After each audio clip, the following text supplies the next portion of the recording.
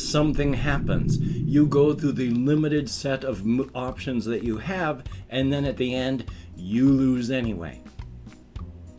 So they're not good.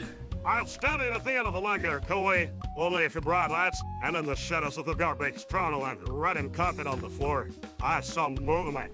Well, howdy. Nearly Senior Citizen here. Greetings, boys, girls, and all of our non-binary friends, and welcome to this, another brand new day.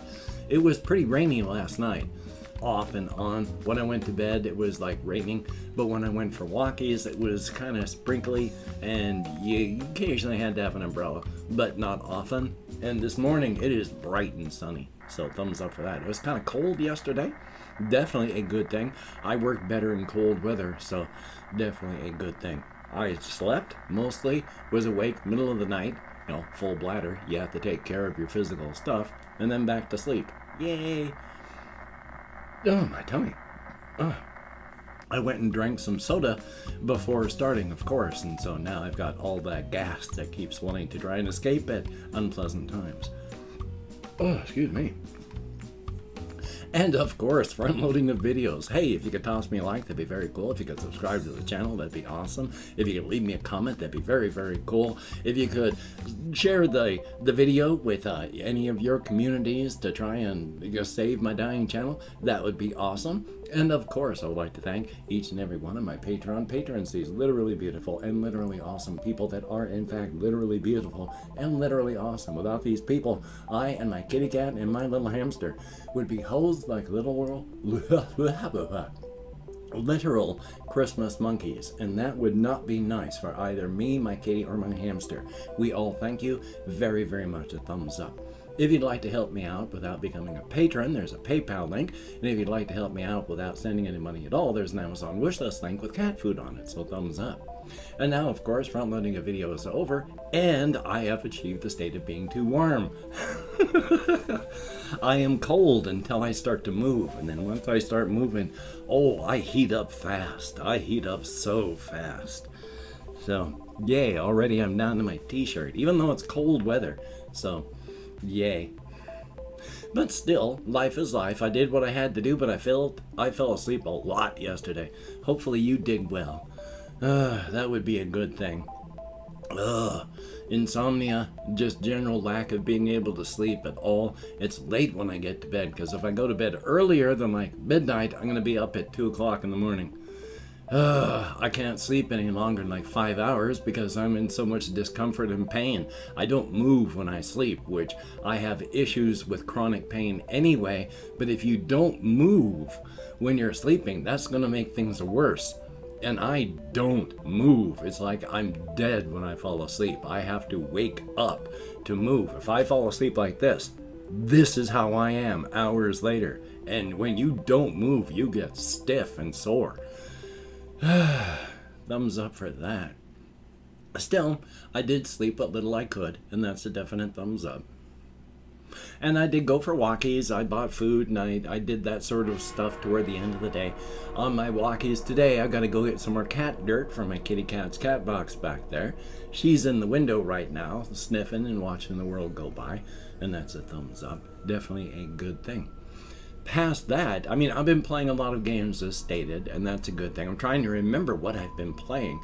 I did a lot of still Postal Brain Damage, but I've been playing other games too, and there's a lot of good games that are coming up that I really want to get. Oh, I watched a trailer from New Blood, and David, I don't know how to pronounce his last name properly, but it's like Shemansky.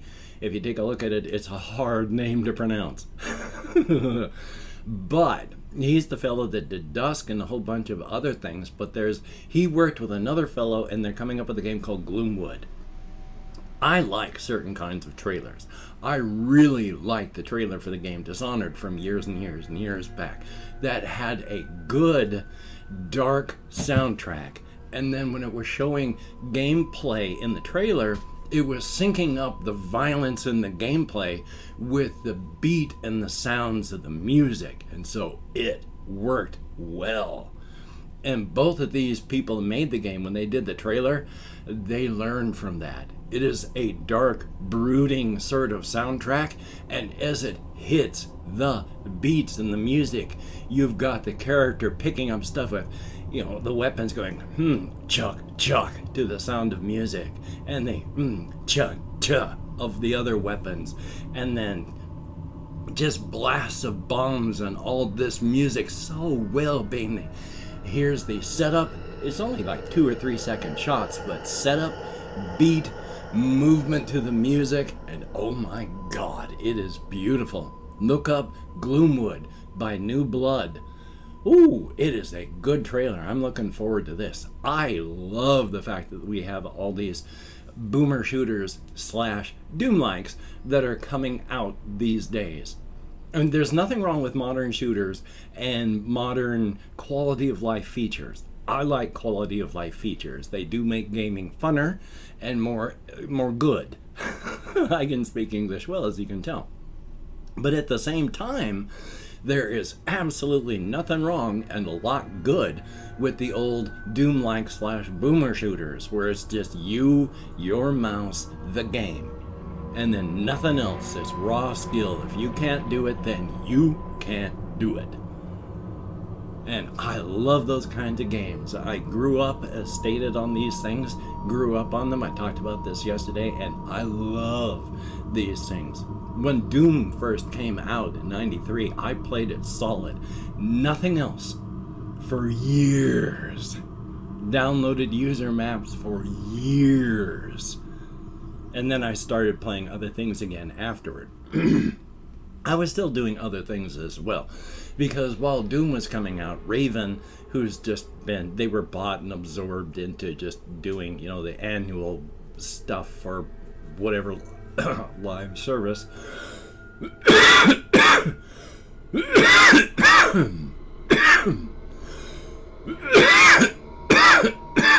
My apologies, my vocal cords.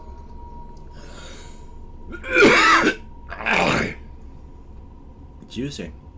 But still, they've been absorbed, but they were coming out with really good games. They took id Tech and they made it better.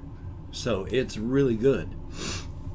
And so I was just doing that sort of stuff for years and years and years and years and years. As stated, I like the modern quality of life stuff they do on a lot of modern shooters, but there's a lot to be said for. And I love the fact that they're coming out with all of these new games that are basically the old boomer shooters. One of them, Cultic, is apparently a love letter. Now, I played off the demo that I had that they released ages for the channel back, Cultic, and it's, like I said, a love letter to the ancient game Blood. And that's really, really good. Apparently the demo has been changed as they've been moving and increasing and making things better, so I want to check that out as well. Definitely a good thing there. Now, what else do I have on my list here? There is one thing that's big. I like horror games, I like horror, but I like games that are actual games. You see, I've got a certain type of thing with horror that I hate a certain type of horror movie, which is they set up the movie, and then the movie occurs, and then in the last 10 seconds of it, they have something happen that invalidates the entire front of the movie. You know, it's like, oh, there's an alien invasion. We're going to do it. We're going to win. They kill everything. They win.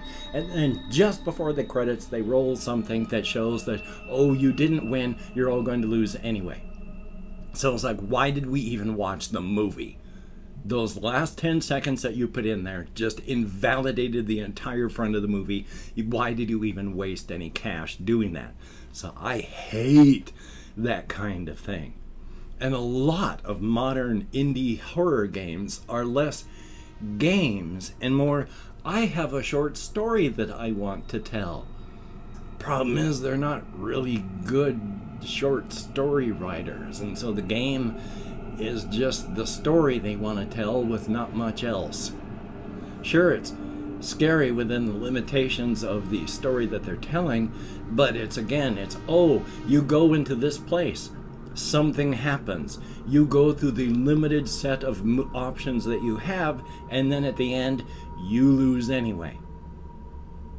So they're not good, and that they're not really games, they're just going to lose no matter what. And so winning is just making it to the end of the game. And I don't see a great point to that sort of thing. So, yay. On the other hand, there is a very niche market for some types of horror games, some types of games, and some producers that make these types of games. The low poly PlayStation type aesthetic is really coming back with a vengeance these days. A lot of horror games use that ancient aesthetic for the games that they're making. That's the atmosphere that they're trying to prepare. That's what I meant to say. My apologies, my tummy. So you got these low poly games where things are happening, and that looks good, except, as stated, a lot of them are just ugh and ridiculous. Even the games that are good are still basically walking simulator games. You win by making it to the end. You don't win by doing anything.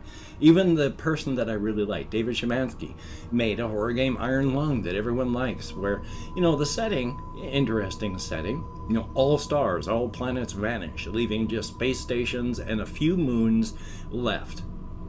There's very, very few people left. There are no planets, and they find a moon that's covered in blood, and so they send you, as the character, into a submarine onto this planet to go and find out what's down there. You go there, you look at some interesting things, and at the end of the game, you die. And that's the game. You are plopped into the ocean of blood, you look at some weird things, and then the game ends when you die.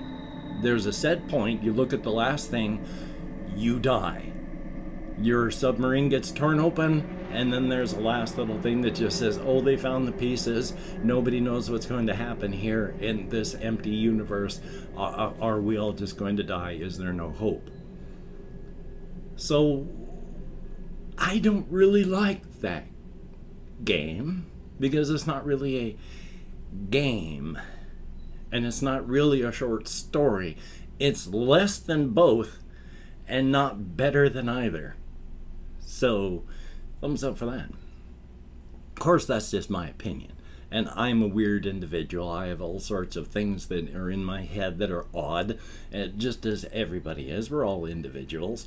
And that sort of thing just does nothing for me. I don't like those types of games. They're pointless to me. But as stated, there are also two companies that make games. There's Chilla Productions. I think they're Chilla Productions or Chilla Arts, and then there's another group of devs that are Puppet Combo, and they make these low poly aesthetic horror games, and they're interesting and different, and that's good. But a lot of them are the walking simulator. The game is over because you've reached the end, not because you've solved anything, not because you've done anything great. You just worked through all the content. Now the game's over. So, thumbs up for that. Still though, doing the best that I can to try and think of things and be creative when I'm out on my walkies. One thing that I did think of last night, I talk about how hard it is to be creative and to do stuff right now since I'm not on Ritalin. And I don't want to go back to Ritalin because I will die because it raises my blood pressure up so high. I'm lucky I didn't have a stroke or blow out a blood vessel already. I am lucky to be alive or not badly damaged. But still, I'm here and I used to be here. But there's not a complete end to things. I just have to, as stated, work twice as hard to get half as far. Because just in the past couple days, thinking about the infinite riches of the inside, and thus the Crimson Kingdom, the infinite riches of Apple Rock, and how they have been at the culmination where the energies from the infinite ocean come up to the island of the inside, are raining down and condensing as they down convert, go through the door at the center, continue down converting through the razor's edge, and then come out into our universe ready to be used. This has a lot of condensation of energies outward. Just a natural process. And so I've been thinking about that. that was just a further culmination of what happens and the energies that flow between the two universes. And it's just been in the past couple days that I have been thinking of and come up with the whole infinite point that's at the center of the inside, where the King in Crimson had to take to get those infinite riches so that the Crimson Kingdom would be beholden to no one. And it's there that as you get closer, you have to work twice as hard to get half as far. The closer you get to the center, you're walking 1 mile to travel 1 mile. Soon you're walking 2 miles to get 1 mile. Then you're walking 4 miles to get a half mile. And then 8 miles to get a quarter of a mile, and then 16 miles to get an eighth of a mile. Eventually you'll reach a point where you will have to travel more than an infinite distance to be able to travel less than 1 tick of the Planck clock, which is the smallest possible distance that you can have, which means you can't get smaller than that. So you have to go more than an infinite distance, which you can't do, to travel smaller than the smaller limit of distance, which you can't do. There is a hard lock at how close you can get to the center. But as you're getting in there and closer, at first you're getting phantom tastes and smells. As you get further in, or you stay in there longer, you begin to hear and have odd things. You begin to have visual disturbances. As you stay in longer or go in deeper, that all compounds so that you're always having visual, taste and smell disturbances. You are always seeing and hearing things that aren't there. And if you're in long enough or you go in deeper, you have tactile hallucinations where you are constantly feeling things that aren't there. The explanation is this center runs through the entire center of the razor's edge. Everything condenses there, and the layer of apple rock is just one of the layers. Because there's so much there at the center, and there's so many people and places and civilizations that are centered around this center, just not all in one layer, things get kind of crowded. And the closer you get to the center, the more these things are bleeding through. These phantom tastes and smells are just from the mass of humanity all in that area close to the center. The feelings you get, these are just from being so crowded with so many others that what you're seeing and hearing, yeah, it's all just that. You need to leave before it gets so far that everything you're seeing, hearing, tasting, smelling isn't real. So you got to get out of there. You can only last so long. But that's where the infinite riches are. When you reach the point where you can travel an infinite distance and never go any further, they're still filled with riches. It is still a place, even though it's not a place. And of course, the thing with the inside and all that is when you travel to glamours or whatever, it's still 1-to-1. Every foot you travel is 1 foot you've traveled. So even though you're not going anywhere, there is still a physical, endless space of riches around you. So if you can get it back out, you carry as much riches as you can possibly have. And this is why the King in Crimson needed that, to be beholden to nobody else. They hold the leash. They're the big weight on the transaction scale. And I've opened up 24 hours worth of comments in my community tab. Going to go through and thank however many people have left me comments in the past 24 hours. Hokey smokes, I've really gone overly long. If I mispronounce a username, no disrespect is intended, even though I count American Sign Language. Well, hokey smokes. We have JAYY, thumbs up, thank you very much, and good to see you in the comments. We have Sean Brudd, thank you very, very much. Jesse Koskinen, I tell you, I'm going to be leaping that that horse off bridges everywhere, I promise. Stephen Blanchard, thumbs up and thank you. It's a good game. Afro Man, thumbs up and thank you very much. Trenigan334, thank you very much. for being in the comments. It is appreciated. Lucas, thumbs up and thank you. Jonathan Wallace, greatly appreciated. Ben B, thumbs up. And I have never actually played the Dead of Winter board game back there, but it is, wherever I put it, oh, there it is, over my shoulder. I have taken it apart and looked at it, and I really want to play it. Then we have oh, no, that was it. 9 people who left me comments in the past 24 hours. Hey, you get me out of my head and into the world and dealing with real people. Thumbs up and thank you so very, very much. Well, hokey smokes, I'm gonna try and get some more stuff done. Yesterday, I was paralyzed by falling asleep all the time, so thumbs up for that. Hopefully you can get done the things that you need to get done. That would be a very good thing. And of course, with the Covfefe bug raging and monkeypox now a risk, please be careful, be cautious, be smart. Don't go leaping onto the corpse pile any faster than you have to. Hokey smokes. So, until we meet again, you take care. Have a great day today. I will see you on the flip side. And I quite frankly think that is a very good thing.